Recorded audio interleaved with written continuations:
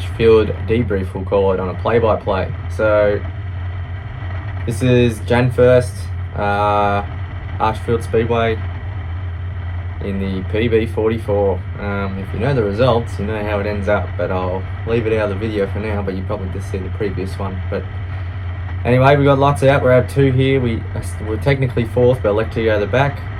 They call it green on the race receiver here, so it's a bit different. So it's a fair start though. Shot in there deep and got the bumps, tried to over and under it, and gave a big bleed with the gas and the grip down the bottom of the straight and just got the door closed. But little did we know, there's a bit of a big pile up down the back straight, as you'll see in a sec. But yeah, through this night, won the first heat very, very good, by a fair bit. I pretty much caught the back of the field, so that was a shock. So there you go, there's the car park down the back straight. Second heat as well was pretty much a throwaway. Their right arm broke, literally going into turn 1, about the 3rd lap in from a bit of contact. Right, we're hung with them better now.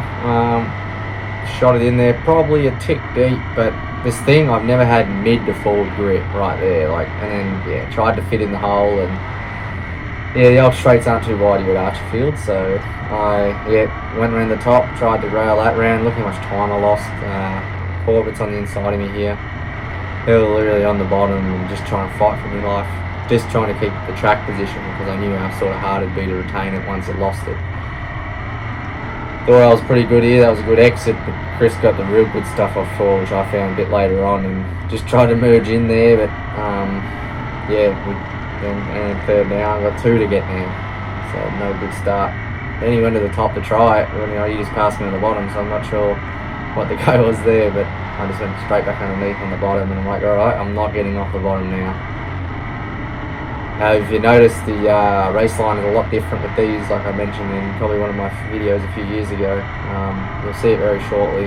I'm really pinching off 4 now, as I saw Chris do this before. I wanted to open my corner up a bit, because I probably didn't open up enough there. I got a bit tight in the middle, but they were really rolling in, and yeah, you'll find I don't have much brakes either. It had a bit of trouble with some hard lines cracking, so just old age stuff. They're all fixed with soft lines now. Thought I had a good run there, but it's a bit hard just to sort of tee yourself up. Really shot one in there. Just had to sort of use the sail to slow me down. It's good with these cars. You're not just sideways and just hoping for the best. You can use the aero to slow you down a bit. That's one thing I've noticed. Yeah, through the motocross track off turn 2. Yeah, very, very treacherous there. Stuck the nose in there. I think he's seen me a bit there, so that was really what I was intending to do there. I knew I probably wasn't going to get the run down the straight, but he just got to shine them right here still, try and do some mistake. Yeah, really, we got the hole good there. Had to cover me line, back off 4. If you bounce up, as long as you sort of pin yourself off the corners, they're not going to get a good run on you. Yeah, just knocking laps off now. 44 laps, so she's a long one. We'll be here for a while. Just sort of settling in now. I've noticed with these they're all running left panhards now, so all got in there good. I thought I was going to pull that one up, pushed in the panel. Anyway, back to the left side panhards. They sort of torque up on the right front, and they just rock each other. I think you'll see it a bit later, especially off turn 2. They just bang, bang, bang. They just seem to have no spring in them when they're on the gas. They bang, bang, there's 2 there, 2 bounces. Yeah, I knew I'm not going any higher than this unless I see that middle line clean off. So if you see just off the bottom, have a crack up here, because it's a bit wider up this end. You can sort of carry your speed mid-corner, but 3 and 4 mid-off is no man's land. So pretty much from there to your exit, there's just absolutely nothing. So I was just trying to get close and get a run into here. Thought I may have went a bit wide there, cover it, but the good thing, if you can cover it, you can make a really long run down the straight and make the straight really long. Yeah, the old lapper sort of screwed me momentum a bit up there, but I didn't think I was going to do anything, so I just slotted back in line. It's quicker to slot in line than try to follow a lap car. I thought I was just trying to fit around the top again and just couldn't do it. We're all over him now. Just trying to open it up and sort of cover, be a bit defensive too, because I looked at the counter and Robbo was already up to 3rd, so yeah, you sort of have to be real careful this early in the race not to lose the track position as I did in the first lap. I didn't want to do that mistake twice. So it's just, then you got to, like, you see how much I work in. Imagine working 2 of that and probably running out of time. Because I definitely knew I was a faster car. I'm going to say that this early in the race. I knew that. Well, as soon as it come from the middle in that forward, got him again. They're really good. Off a turn 2 that first lap, I knew how good the car was, because usually from about there, we just hung out and not going anywhere. I had to carry the entry speed in to sort of even the corner out, if that makes sense.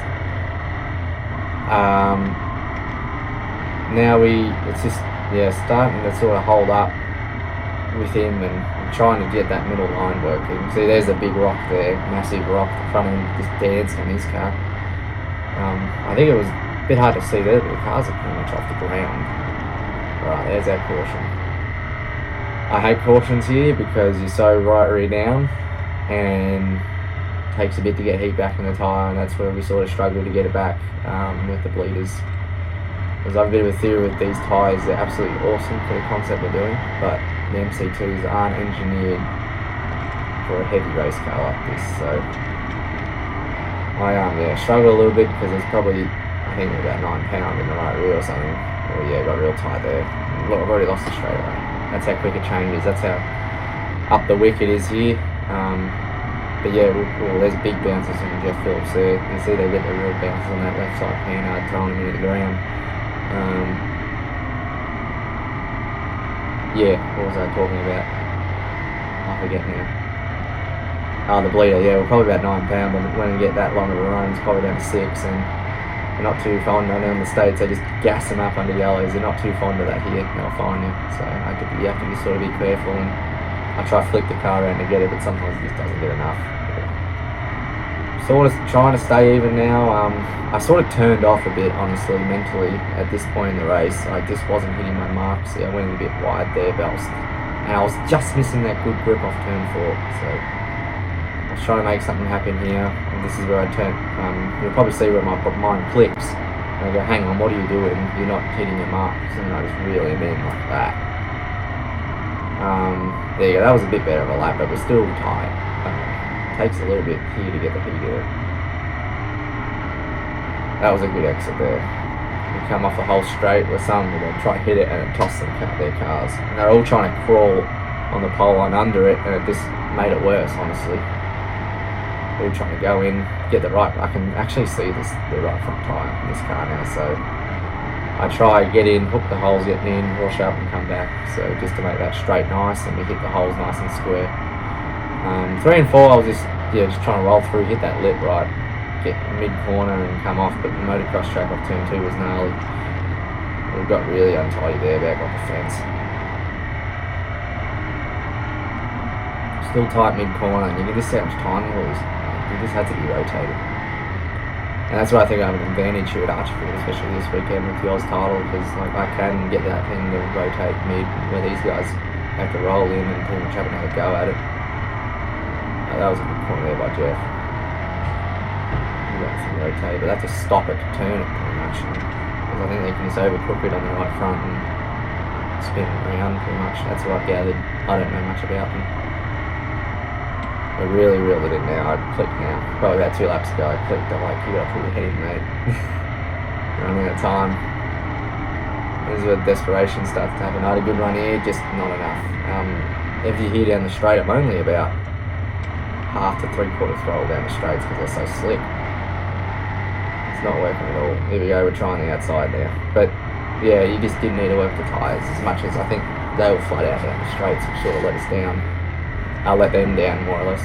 And now I know I just have to try to stay with him. I knew that run into 1 where that track's really good mid-track. So I can sort of hang and hold a little mid-track in 1 and 2. I had to stay real close to him, getting into 3 and 4 here to try set up a run to get into 1. But that's where it comes. It's a chess game at this point. Here we go. We have a crack here. Just not enough. You see the run I get though. I actually rammed him. I didn't mean it, but we just had such a run. On the top now. We've seen the middle's actually cleaned. I forgot to mention that. I was just looking at that all race because when the good guys are coming from the back, they'll find the grip before you, especially when you're just running one guy. Around the top. Get it done, man. and just really blocked getting a 3, but I felt like I was good enough just to roll around. Now we're at the point of the race, we're just clicking laps. Just doing the same line that worked, got me around the outside, and it's just really good once you can open the corners up here. And honestly, just right front of that lip there, really good. Yeah, once you can sort of just open up your entries and hit those straights pointed perfectly and not screw your straight line speed. Because me and Dad call the bloody current dirt mod spec. It's just drag racing with corners, pretty much. That's how it is. And we've adapted to that. Like, we were momentum, but we've really adapted to the and honestly thrived with the drag race mentality. Which I don't think the other cars think that, but that's what we think. And this is the best this car's felt. Like, if you roll in, and usually just unload itself, but it just drives straight, dead straight, and nicely too. And watch how straight it just comes off. It's so tight. There you go, look at that. You can't get that any better. That's why I'm a bit scared of going myself out. We're pretty much going off our notes in this race, but the track, I'm looking at lap times from the previous year.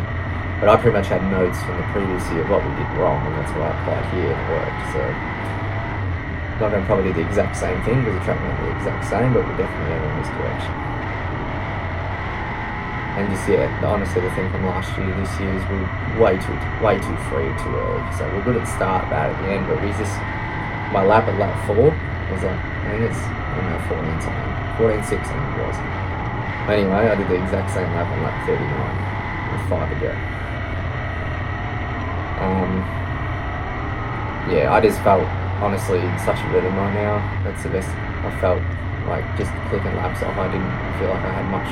I was just focused hitting my marks, so in case there was pressure from behind, but I was looking up at that lap count as you saw in turn 3, every single lap to see how the order was. And if it stayed the same with Jeff in second, I thought it would have been okay because we could carry just so much more entry speed.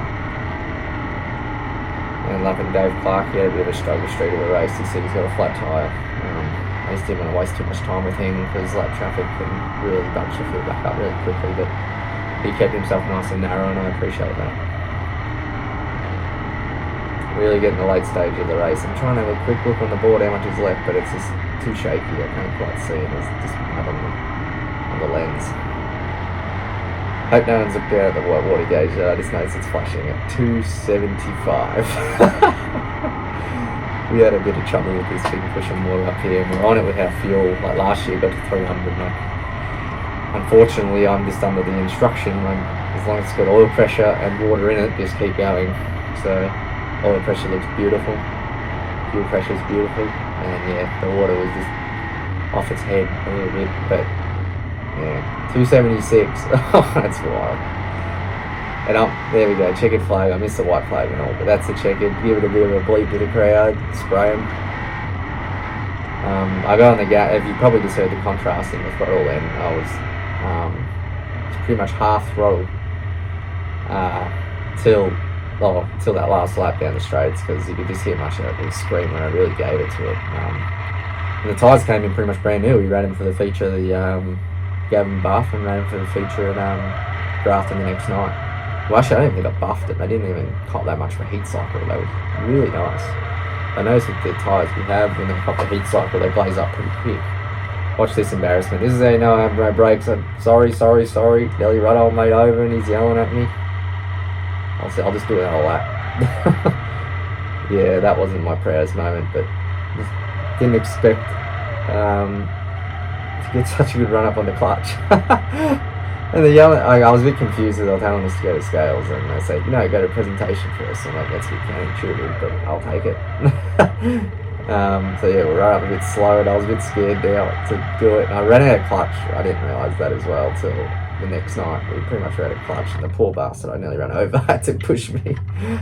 But anyway, that's Archerfield. Oz title this weekend. I'm bloody keen. So probably when you see this, we'll probably be up there by then, and we'll hopefully have a similar result to the win there.